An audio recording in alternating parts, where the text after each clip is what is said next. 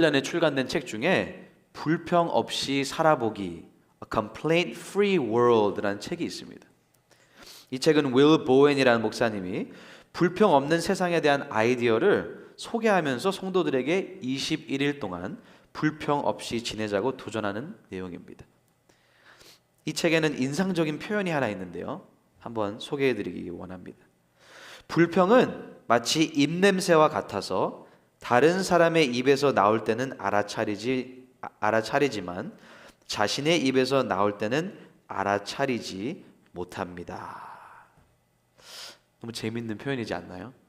우리는 자신의 입냄새를 알아차리지 못하는 것처럼 자신의 불만을 인식하지 못하는 경우가 많습니다.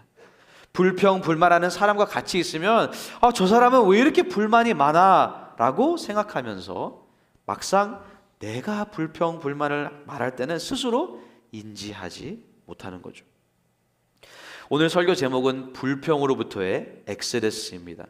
본래 엑스odus라는 단어는 헬라어 원어로 the way out, 즉 탈출하는 길이라는 의미를 가지고 있습니다. 바로 오늘 말씀을 통해 우리들의 실제적인 삶 가운데 불평으로부터의 탈출이 이루어지기를 간절히 바랍니다. 먼저 본문의 내용을 살펴보기 원합니다. 민수기 14장 10절 상반절입니다. 온 회중이 그들을 돌로 치려 하는데. 오늘 저희가 함께 읽은 본문 가장 마지막 절에 등장하는 내용인데요. 도대체 어떤 일이 있었길래 온 회중이 이렇게 화가 났을까요? 오늘 저희가 함께 읽은 본문을 이해하기 위해서는 먼저 시대적인 정황을 알아봐야 합니다. 이스라엘 백성들은 400년이 넘도록 포로 생활을 했습니다. 그리고 하나님께서는 그들의 울부짖음을 들으시고 마침내 모세라는 지도자를 택하셔서 이스라엘 백성들을 애굽으로부터 탈출시켜 주셨습니다. 이것이 바로 우리가 잘 알고 있는 출애굽 사건인데요. 하나님께서는 이스라엘 백성들이 새롭게 살 땅으로 그들의 발걸음을 인도해 주셨습니다. 그래서 결국 이스라엘 백성들은 가나안 땅 근처에 도착을 했고 12명의 정탐꾼들을 그 땅으로 보내어 그 땅을 미리 보고 왔습니다. 근데 여기서부터 이제 문제가 발생하기 시작합니다. 12명의 정탐꾼들 중에 10명의 정탐꾼들은 그 땅에 대한 보고를 할 때 아주 부정적인 보고를 하게 됩니다. 민수기 13장 32절부터 33절 말씀을 다 같이 읽겠습니다. 이스라엘 자손 앞에서 그 정탐한 땅을 악평하여 이르되 우리가 두루 다니며 정탐한 땅은 그 거주민을 삼키는 땅이요 거기서 본 모든 백성은 신장이 장대한 자들이며 거기서 네피림 후손인 아낙 자손의 거인들을 보았나니 우리는 스스로 보기에도 메뚜기 같으니 그들이 보기에도 그와 같았을 것이니라. 이 보고 이후에 바로 일어나는 내용이 바로 오늘의 내용입니다. 그런데 오늘 본문 말씀을 보면서 새삼스럽게 놀라운 사실이 있었습니다. 첫 번째로 놀랐던 사실은 이스라엘 백성들이 정말 끊임없이 불평, 불만을 했다는 사실입니다. 지금부터 한번 살펴보기를 원합니다. 출애굽기 5장 20절에서 21절 말씀을 다 같이 읽겠습니다. 그들이 바로를 떠나 나올 때에 모세와 아론이 길에 서 있는 것을 보고 그들에게 이르되 너희가 우리를 바로의 눈과 그의 신하의 눈에 미운 것이 되게 하고 그들의 손에 칼을 주어 우리를 죽이게 하는도다. 여호와는 너희를 살피시고 판단하시기를 원하노라. 지금 이 상황은 출애굽을 하기 전의 상황입니다. 이스라엘 백성들은 출애굽을 하기 전부터 불평을 하기 시작했습니다. 모세가 처음 이스라엘 백성들에게 갔을 때 왕이 즉시로 이스라엘 백성들을 놓아준 것이 아니었습니다. 처음 모세와 아론이 바로 왕을 찾아간 이후에 오히려 이스라엘 백성들의 노예 생활이 더욱 어려워졌습니다. 전에는 벽돌에 쓸 집은 제공이 되었는데 이제는 집마저도 알아서 찾아야 했고 벽돌 수량은 그대로 바치라고 무리하게 요구했던 것입니다. 이 상황을 겪은 백성들은 모세와 아론이 길에 서 있는 것을 보고 너희 때문에 우리가 이런 고생을 당한다라고 불평하고 있는 것입니다. 근데 이때만 해도 이스라엘 백성들의 불평은 그렇게 심하지 않았습니다. 하지만 우리는 점차 그 수위가 점점 심해지는 것을 볼 수 있습니다. 출애굽기 14장 11절 말씀을 함께 읽겠습니다. 그들이 또 모세에게 이르되 애굽에 매장지가 없어서 당신이 우리를 이끌어내어 이 광야에서 죽게 하느냐? 어찌하여 당신이 우리를 애굽에서 이끌어내어 우리에게 이같이 하느냐? 출애굽을 한 이후 홍해 앞에 섰습니다. 우리가 너무나도 잘 아는 장면이죠. 앞에는 홍해가 있고 뒤에는 바로 왕과 애굽의 모든 군대가 이스라엘 백성들을 잡아오려고 쫓아오고 있습니다. 우리는 여기서도 이스라엘 백성들이 괜히 우리를 끌고 나와서 너희들 때문에 죽게 되었다라고 불평하는 모습을 또 볼 수 있습니다. 하지만 이들의 불평하는 모습에도 불구하고 하나님께서는 놀라운 기적을 행하셔서 홍해 바다가 갈라지고 이스라엘 백성들은 마른 땅 위로 건너가게 하셨습니다. 출애굽기 14장 31절을 제가 읽어드리겠습니다. 이스라엘이 여호와께서 애굽 사람들에게 행하신 그 큰 능력을 보았으므로 백성이 여호와를 경외하며 여호와와 그의 종 모세를 믿었더라. 이스라엘 백성들은 드디어 하나님을 경외하고 모세를 믿었다고 성경이 기록하고 있습니다. 그런데요, 이 기쁨도 잠시였습니다. 애굽에서 나온 지 2달밖에 지나지 않았는데요, 이스라엘 백성들은 또 하나님을 원망하고 하나님을 향한 불평을 쏟아 놓습니다. 이번엔 무엇 때문에 불평을 하나요? 출애굽기 16장 2절과 3절 말씀을 다 같이 읽겠습니다. 이스라엘 자손 온 회중이 그 광야에서 모세와 아론을 원망하여 이스라엘 자손이 그들에게 이르되 우리가 애굽 땅에서 고기 가마 곁에 앉아 있던 때와 죽었더라면 좋았을 것을 너희가 이 광야로 우리를 인도해 내어 이 온 회중이 주려 죽게 하는도다. 여러분, 여기서 이상한 부분이 보이시나요?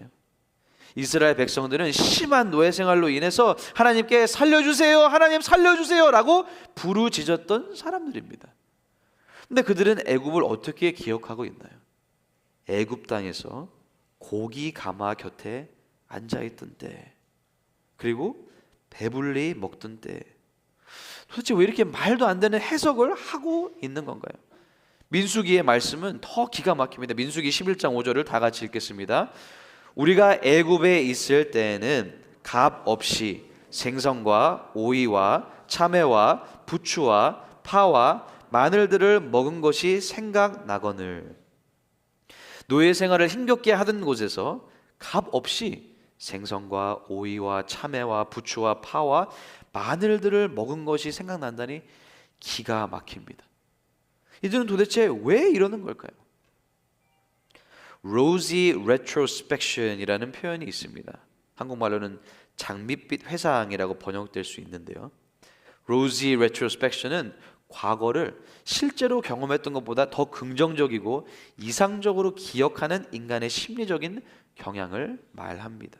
그래서 사람들은 과거의 경험을 떠올릴 때 그 당시의 부정적 요소나 어려움은 잘 기억하지 못하고 좋았던 기억만 크게 기억하게 됩니다. 제가 중학교와 고등학교를 다녔을 때 어른들이 늘 저에게 하셨던 말씀이 있었습니다. 학교 다니는 때가 좋을 때야. 나도 다시 학교로 돌아가고 싶다. 저는 학교 다니는 게 너무 싫어가지고 어떻게 해서든 빨리 졸업하고 다시는 공부하고 시험 치고 그런 생활을 하고 싶지 않았다고 생각했었는데요, 재밌는 사실이 뭔지 아시나요? 저도 이제 중학생, 고등학생을 만나면 학교 다니는 때가 좋은 때야. 나도 다시 학교로 돌아가고 싶어 라고 똑같은 말을 하고 있더라고요. 설교를 준비하면서 제가 다시 중학생, 고등학생 시절로 돌아가면 어떻게 될까 한번 심각하게 고민을 해봤습니다. 제가 여러 가지 어려움을 겪었던 게 생각나면서 절대로 돌아가고 싶지 않더라고요. 저도 모르게 장밋빛 회상으로 아주 큰일 날 뻔했습니다. 이렇듯 장밋빛 회상은 우리의 삶을 좀 더 행복하게 만들어주는 생존 본능이기도 하지만 그것이 너무 심하다면 현재의 상황을 과소평가하거나 지나친 향수에 빠지는 원인이 될 수도 있습니다. 이처럼 이스라엘 백성들은 장밋빛 회상을 지나치게 한 나머지 자신들이 지나온 과거를 완전히 잘못 기억하고 있었던 것입니다. 뿐만 아닙니다. 이스라엘 자손들이 신광야를 떠나 르비딤에 도착했는데요, 백성이 마실 물이 없었습니다. 그래서 또 불평합니다. 출애굽기 17장 3절 말씀을 다 같이 읽겠습니다. 거기서 백성이 목이 말라 물을 찾으매 그들이 모세에게 대하여 원망하여 이르되 당신이 어찌하여 우리를 애굽에서 인도에 내어서 우리와 우리 자녀와 우리 가축이 목말라 죽게 하느냐. 불평하고 또 불평하는 이런 모습을 우리는 오늘 본문의 내용까지 끊임없이 이스라엘 백성들이 불평하는, 불만을 토로하는 모습을 보게 됩니다. 이들은 하나님의 전적인 은혜로 애굽으로부터의 엑스odus를 경험했습니다. 그러나 그들의 실제적인 삶에서 불평으로부터의 엑스odus를 경험하지 못했던 것입니다. 그렇다면 이스라엘 백성들이 불평하는 모습이 왜 이렇게 심각한 문제일까요? 그들의 지속적인 불평의 결과가 무엇이었나요? 민수기 14장 22절부터 23절 말씀을 다 같이 읽겠습니다. 내 영광과 애굽과 광야에서 행한 내 이적을 보고서도 이같이 10번이나 나를 시험하고 내 목소리를 청종하지 아니한 그 사람들은 내가 그들의 조상들에게 맹세한 땅을 결단코 보지 못할 것이요 또 나를 멸시하는 사람은 한 사람도 그것을 보지 못하리라. 불평으로부터의 엑스odus를 하지 못했기 때문에 결국에는 이스라엘 백성들 중에 장년들은 하나님이 예비하신 축복을 누리지 못했습니다. 출애굽은 했지만 광야에서 죽고 말았습니다. 왜 그렇습니까? 불평, 불만 때문에 그렇습니다. 이만큼 불평은 우리가 심각하게 생각해야 하는 문제입니다. 우리가 약속의 땅 가나안에 들어가는 축복을 누리지 못하게 하는 것이 바로 불평입니다. 그러므로 불평을 하든 안 하든 뭐 어때? 어차피 내 인생인데 라고 생각해서는 절대로 안 됩니다. 그래서 오늘 저희가 함께 살펴봐야 할 중요한 질문이 이것입니다. 다 같이 읽겠습니다. 어떻게 하면 불평으로부터의 엑스odus를 할 수 있는가? 신기하게도 오늘 저희가 함께 읽은 본문을 보시면 이스라엘 백성들은 하나님께 불평, 불만을 쏟아냅니다. 하지만 그렇게 하지 않는 두 사람이 등장합니다. 오늘은 특별히 여호수아와 갈렙의 모습을 통해서 불평에서 탈출할 수 있는 세 가지 방법을 배우기를 원합니다. 첫째로 영적인 눈으로 상황을 해석해야 합니다. 다 같이 읽어보겠습니다. 첫째로, 오늘 말씀을 읽으면서 가장 이해하기 어려웠던 부분이 이것입니다. 12명의 정탐꾼들은 모두 똑같은 현실을 봤습니다. 그런데 10명의 정탐꾼들은 부정적인 보고를 했고 여호수아와 갈렙만 긍정적인 보고를 했습니다. 어떤 보고를 했는지 한 번 더 읽어드리겠습니다. 민수기 14장 7절부터 9절입니다. 이스라엘 자손의 온 회중에게 말하여 이르되 우리가 두루 다니며 정탐한 땅은 심히 아름다운 땅이라. 여호와께서 우리를 기뻐하시면 우리를 그 땅으로 인도하여 들이시고 그 땅을 우리에게 주시리라. 이는 과연 젖과 꿀이 흐르는 땅이라. 다만 여호와를 거역하지는 말라. 또 그 땅 백성을 두려워하지 말라. 그들은 우리의 먹이라. 그들의 보호자는 그들에게서 떠났고 여호와는 우리와 함께 하시느니라. 그들을 두려워하지 말라 하나. 왜 여호수아와 갈렙은 다른 10명의 정탐꾼과는 전혀 다른 해석을 하고 있나요? 그들은 우리의 먹이라 라고 담대하게 외칩니다. 여호수아와 갈렙에게 가장 중요했던 것이 무엇인가요? 이들에게는 그 땅에 사는 사람들이 얼마나 거대한지는 중요하지 않았습니다. 이들은 영적인 눈을 열어서 상황을 봤습니다. 현실은 바뀐 것이 하나도 없습니다. 그 땅의 거인들이 아직 살고 있나요? 네, 아직 살고 있습니다. 10명의 정탐꾼들이 보고한 내용 중에 바뀐 부분이 하나라도 있나요? 아니요, 전혀 없습니다.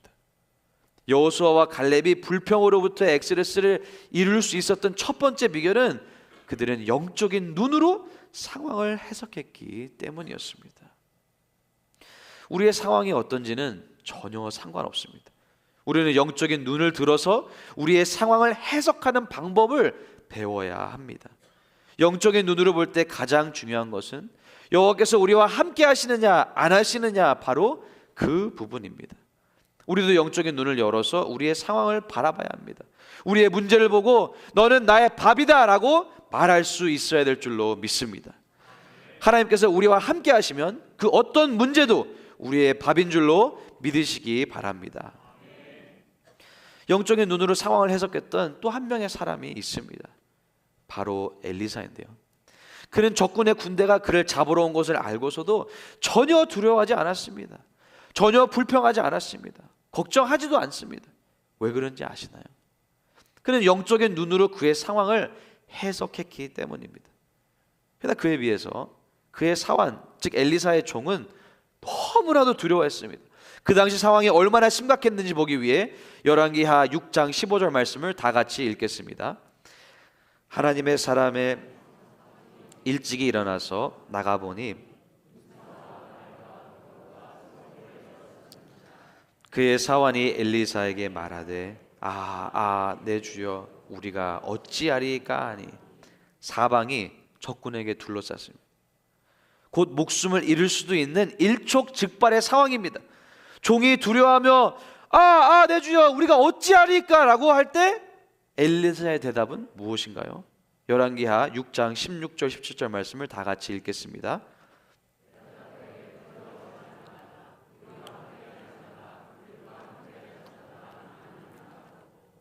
기도하여 이르되 여호와여 원하건대 그의 눈을 열어서 보게 하옵소서 하니 여호와께서 그 청년의 눈을 여심해 그가 보니 불말과 불병거가 산에 가득하여 엘리사를 둘렀더라.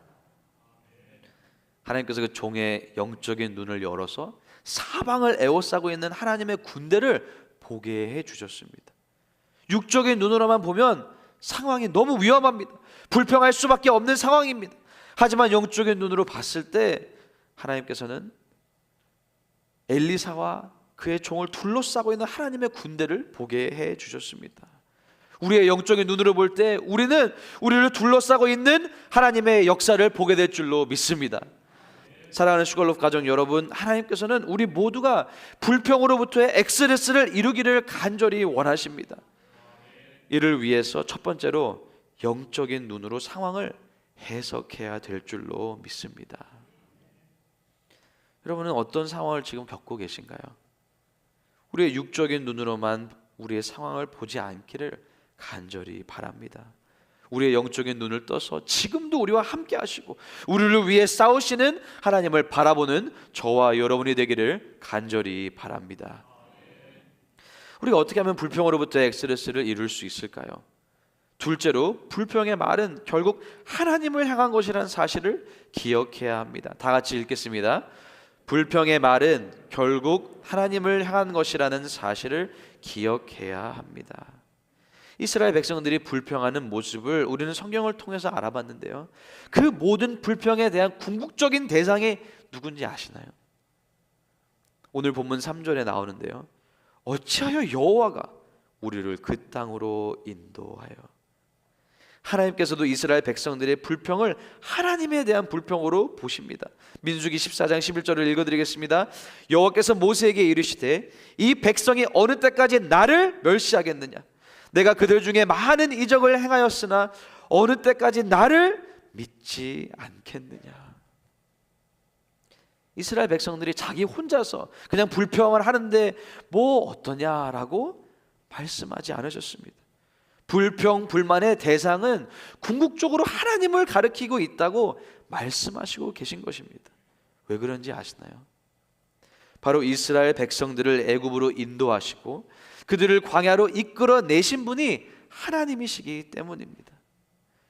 그런데 여기서 우리가 꼭 기억해야 할 사실이 있습니다. 하나님께서 이스라엘 백성들을 출애굽시키신 이유는 광야에서 죽게 하시기 위함이 아닙니다. 광야에서 죽게 하시려고 홍해를 가르신 것이 아닙니다. 하나님께서 약속의 땅 가나안으로 인도하시기 위해서 이스라엘 백성들을 출애굽하셨던 것입니다. 구름 기둥과 불 기둥으로 항상 동행해 주셨던 것입니다. 홍해를 가르셨던 것입니다. 쓴물이 단물이 되게 해주셨던 것입니다. 하늘로부터 고기를 내려주시고 만나를 매일 내려주셨던 것입니다. 사랑하는 성도 여러분, 우리의 인생도 마찬가지입니다. 하나님께서는 죄로 인해 영원히 죽을 수밖에 없었던 우리를 예수 그리스도의 십자가 보혈로 인해 구원해 주셨습니다. 죄로부터의 엑스레스를 허락해 주셨습니다. 하나님께서는 우리를 구원하시고 영원한 생명을 주신 이유는 우리를 죽이시기 위함이 아닙니다. 우리에게 저주를 주시기 위함이 아닙니다. 고통을 주시기 위함이 아닙니다. 하나님께서는 우리를 약속의 땅으로 인도하시기를 원하십니다. 그런데 그렇게 하시기 위해서 반드시 우리가 해결해야 될 부분이 바로 불평입니다. 더 무서운 사실이 무엇인지 아시나요? 하나님께서는 단순히 불평의 말이 하나님을 향한 것이라는 사실만 알려주시지 않으십니다. 하나님께서는 우리의 모든 말을 다 듣고 계신다고 알려주십니다. 하나님께서는 이스라엘 백성들의 불평한 말 그대로 행하시겠다고 말씀하십니다. 민수기 14장 27절부터 28절 말씀을 다 같이 읽겠습니다.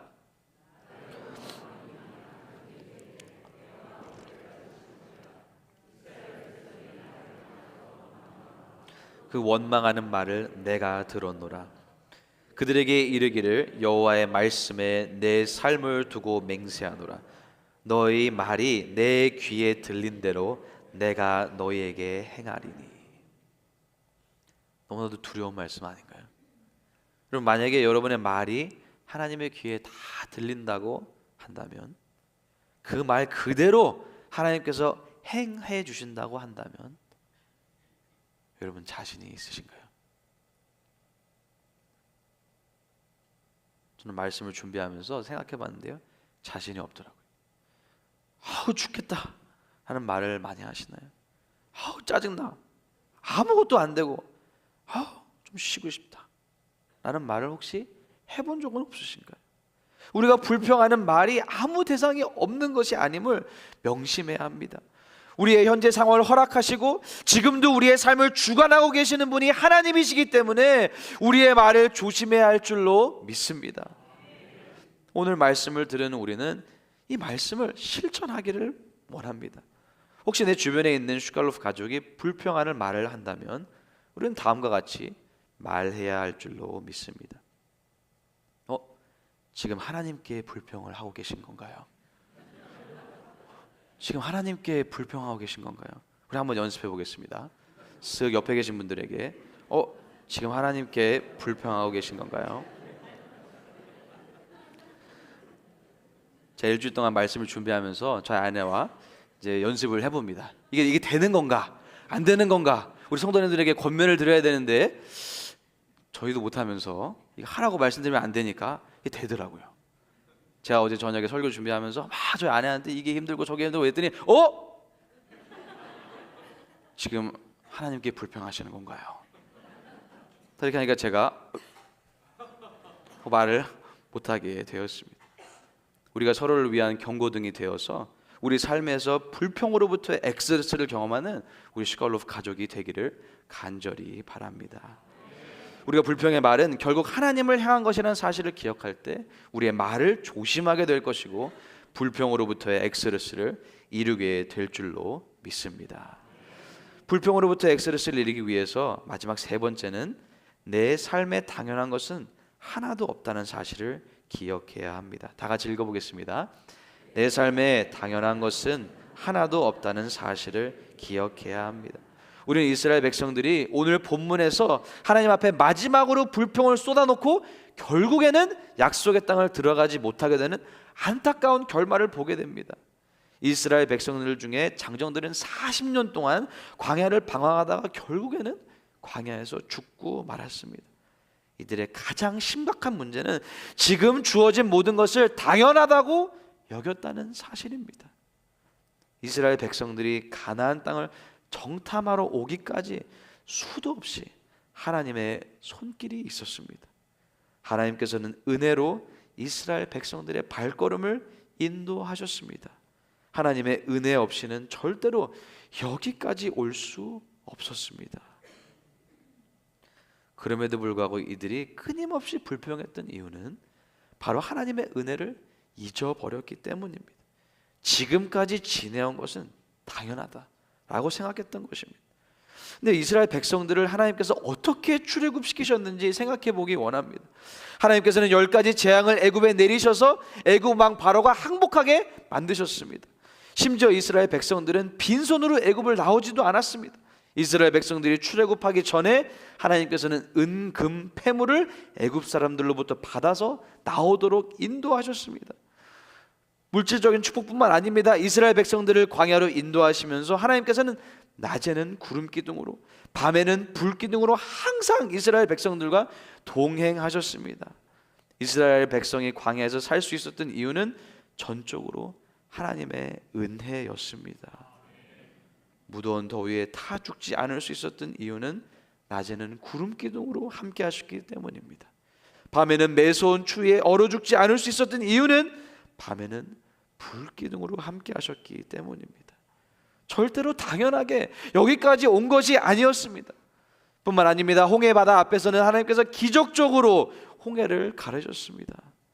또 이스라엘 백성이 광야에서 고기를 먹다고 울부짖으니까 하나님께서는 고기를 하늘에서 부어주시고 떡도 배부르게 해주셨습니다. 이스라엘 백성들이 지금 자신들이 있는 자리까지 온 것은 그들이 당연하다고 생각하면 안 되었습니다. 당연하다고 생각했기 때문에 불평을 아무렇지 않게 했던 것입니다. 하지만 우리가 잘 살펴봤듯이 그들이 지금까지 지내온 것은 당연한 것이 아니라 하나님의 큰 은혜였습니다. 저와 여러분의 삶은 어떤가요?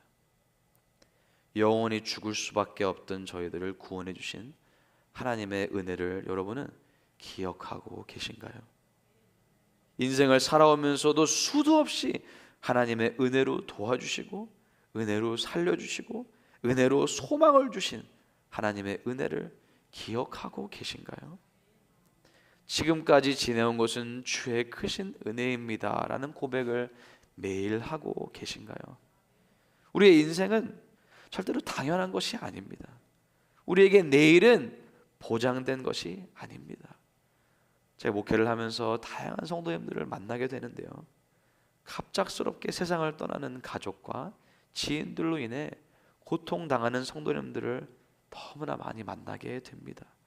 우리의 내일은 절대로 당연한 것이 아닙니다.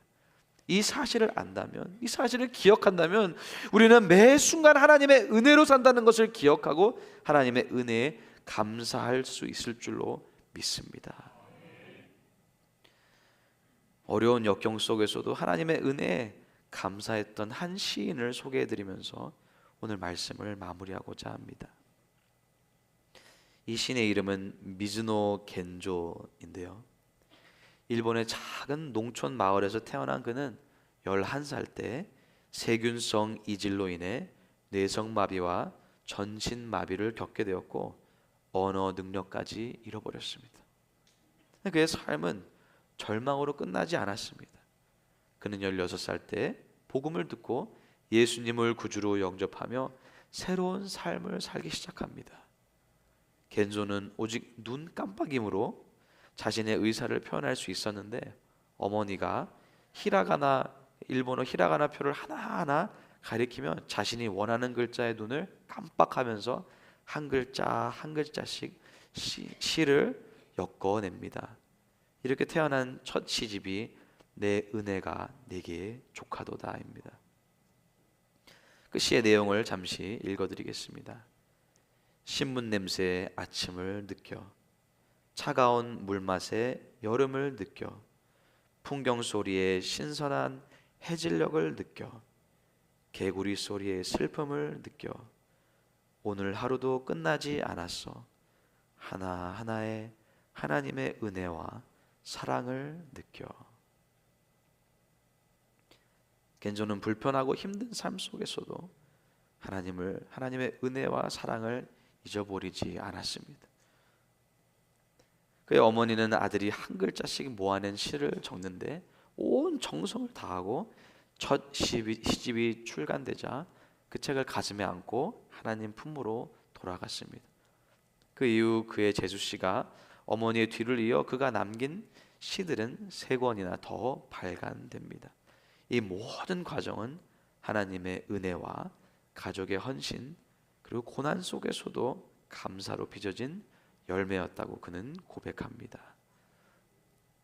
또 다른 겐조의 시 힘들지 않았다면 이라는 시는 고난을 새로운 시각으로 보게 합니다. 제가 읽어드리겠습니다.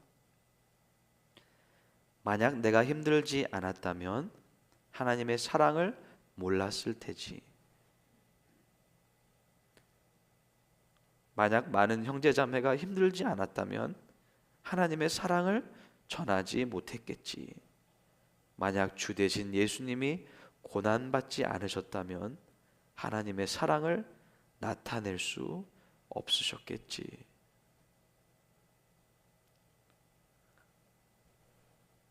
사랑하는 성도 여러분, 아무리 힘든 상황 속에서도 하나님의 사랑과 은혜를 기억하시기 바랍니다. 말씀을 정리하겠습니다. 오늘 저희가 불평으로부터의 엑스odus에 대해서 함께 말씀을 나눴습니다. 어떻게 하면 우리가 불평으로부터 탈출을 할 수 있을까요? 세 가지를 말씀드렸는데 다시 읽기 원합니다. 첫 번째 먼저 읽겠습니다. 다 같이 읽겠습니다. 영적인 눈으로 상황을 해석해야 합니다. 영적인 눈으로 바라볼 때 우리를 둘러싸고 있는 문제 위에 우리를 붙들고 계신 하나님의 도우심과 역사하심을 볼 수 있게 될 것입니다. 두 번째로 같이 읽겠습니다. 불평의 말은 결국 하나님을 향한 것이라는 사실을 기억해야 합니다.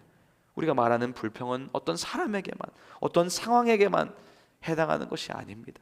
결국 그 관계를 허락하신 하나님, 우리의 상황을 주관하시는 하나님을 향한 불평임을 명심해야 합니다. 마지막 세 번째 다 같이 읽겠습니다. 내 삶에 당연한 것은 하나도 없다는 사실을 기억해야 합니다. 사랑하는 성도 여러분, 우리의 인생에서 당연한 것은 하나도 없습니다. 지금 우리가 오늘 이 예배의 자리에 나올 수 있는 것도 하나님의 은혜입니다. 우리가 천국 가는 그날까지 우리의 손을 놓지 않으시고 우리를 인도해 주시는 것도 전적인 하나님의 은혜입니다. 이번 추수감사절을 맞이하여서 우리의 삶이 변화되는 시점이 되기를 간절히 바랍니다. 오늘까지는 내 삶에서 불평, 불만, 화, 짜증의 말들이 나왔다면 오늘부터는 믿음의 말, 신뢰의 말, 긍정의 말, 기쁨의 말, 감사의 말을 하는 저와 여러분이 되기를 간절히 바랍니다.